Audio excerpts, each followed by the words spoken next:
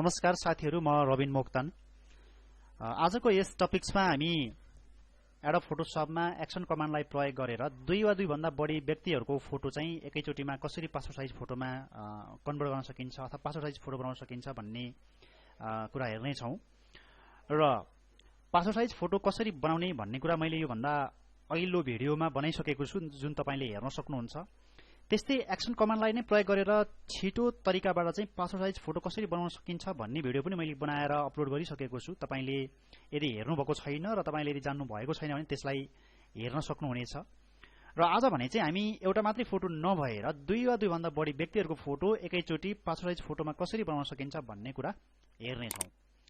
र हामी आजको टपिक्सतिर नै जाउँ। जस्तो सुरुमा तपाईले एउटा फोटो निकाल्नु पर्ने हुन्छ, जुन म यहाँ फाइल मेनुमा क्लिक गर्छु। त्यस्तै फाइलमा क्लिक गरिसकेपछि ओपन गर्छु वा तपाईले कन्ट्रोल ओ पनि गर्न सक्नुहुन्छ। त्यसपछि तपाईले कुनै एउटा फोटो निकाल्नु होला। जस्तो मैले यो फोटो सिलेक्सन गर्छु र म ओपन गर्छु।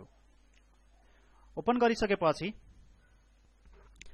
तपाईको यदि यो एक्सन यहाँ जुन आएको छैन भने तपाई विन्डोमा जानु होला। त्यस्तै यहाँनिर यो एक्सन्स भन्ने छ, अथवा तपाई अल्टसँग F9 पनि थिच्न सक्नुहुन्छ यसरी।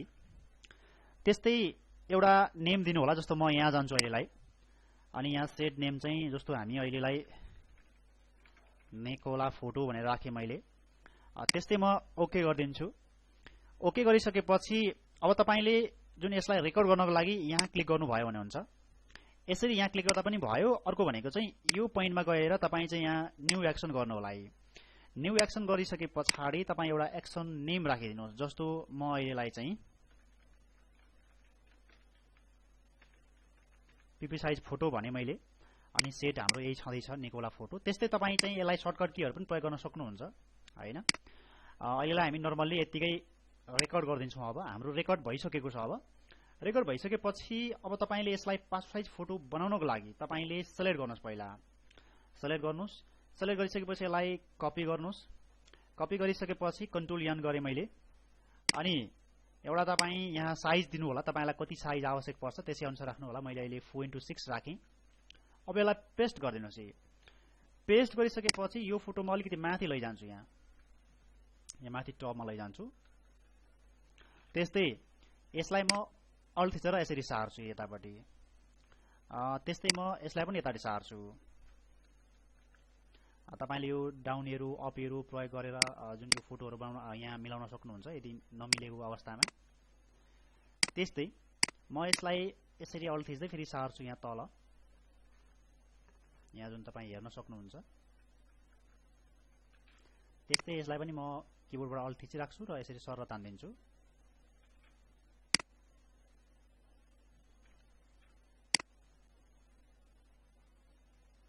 प्रत्येक फोटोलाई यसरी तपाई तान्दै जानु होला।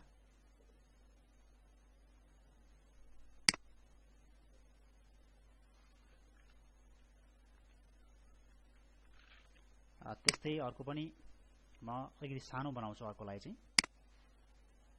त्यस्तै राइट क्लिक गर्छु अनि रोटेट 90 डिग्री गरिदिन्छु यसरी। सँगै म यसलाई चाहिँ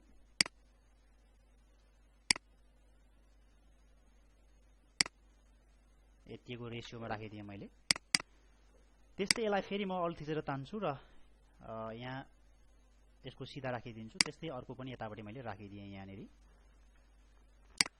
यति गरिसकेपछि हामी फाइलमा जान्छौं। त्यस्तै यसलाई सेभ एज गरिदिउँ अहिलेलाई। र यसलाई तपाई कहाँ सेभ गर्न चाहनुहुन्छ एउटा कुनै लोकेसन दिनु होला। जस्तो अहिलेलाई म निकोला फोटो दिन्छु। त्यस्तै यसलाई चाहिँ म जेपीजी मा सेभ गरिदिन्छु। मैले यसलाई जेपीजी मा सेभ गरे। ओके पनि गरिदिएँ। यति गरिसकेपछि यो हाम्रो रेकर्ड भएको कमान्डलाई तपाई स्टप गरिदिनुस्। यहाँ क्लिक गरिदिनु होला। यो स्टप भयो। अब यसलाई म बन्द गरिदिन्छु। Control W. र त्यसपछि हेरौं यहाँनिर। जस्तो हामीले अघि सेभ गरेको फोटो, यहाँ एउटा फोटो छ। तपाईले यहाँ देख्न सक्नुहुन्छ एउटा मात्रै फोटो छ जुन हामीले भर्खरै सेभ गर्यौं। यसलाई म अहिलेलाई डिलिट गरिदिन्छु।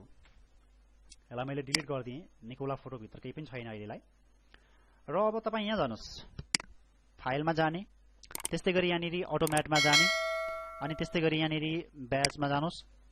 यहाँ भित्र गइसकेपछि तपाईले अब चुज गर्नुहोस् तपाईको सोर्स कहाँ हो त हैन। फोल्डर भएको सोर्स कहाँ हो ओरिजिनल फोटो मानौ हाम्रो यहाँ छ मैले ओके गरिदिन्छु त्यस्तै यहाँनिर डेस्टिनेसन तपाईको चाहिँ नन हुन सक्छ यस्तो हुन सक्छ यहाँ फोल्डर सिलेक्सन गर्नु होला अनि यसलाई कहाँ सेभ गर्ने भन्ने कुरा हो डेस्टिनेसन चाहिँ जस्तो चुज गर्नुस् यसलाई म निकोला फोटोमा सेभ गर्छु ओके यति गरिसकेपछि तपाई यहाँनिर ओके गरिदिनु होला अब हामी यहाँ हेर्न सक्छौं हाम्रो एक्सनले काम गरिराखेको छ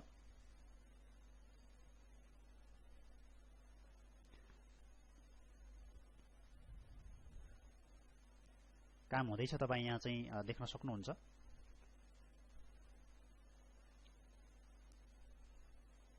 हामीले 4 वटा फोटो राखेका छौं